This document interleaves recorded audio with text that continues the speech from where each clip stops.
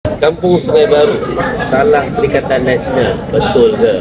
Tak betul tu Kalau kita tengok sebenarnya Kampung Sungai Baru ni salahnya adalah salah UMNO, salah Barisan Nasional pertamanya. Yang keduanya salah Parti Amanah Negara dan salah Pakatan. Kenapa?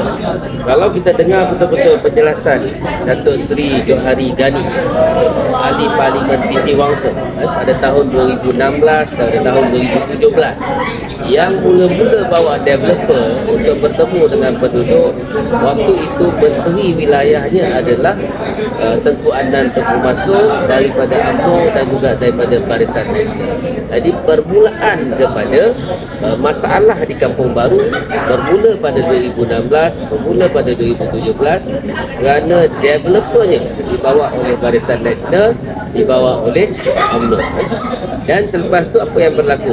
Apa yang berlaku? Johari Ghani telah menasihatkan supaya tak ramai tanda tangani perjanjian dengan developer yang terbabit. Tapi pada tahun 2018 di bawah Pakatan Harapan 22 bulan, Menteri Wilayahnya adalah Khalid Samad. Khalid Samad ini daripada Parti Amanah Negara, PAN. Dalam tempoh ini sebenarnya developer yang sama telah berjaya meyakinkan lebih daripada 80% penduduk di flat Kampung Sungai Baru untuk menandatangani perjanjian dengan developer.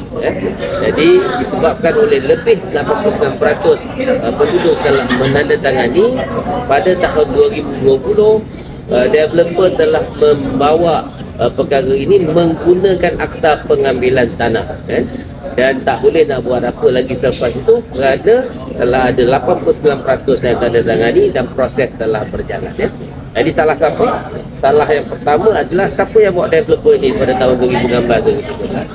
UMNO dan Barisan Nasional.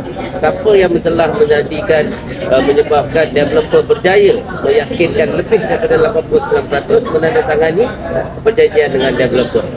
Parti Amanah Negara, iaitu Pakatan Harapan. Jadi bukan salah Perikatan Nasional, tapi salah UMNO, salah Barisan Nasional, salah Pakatan Harapan, salah Parti Amanah Negara.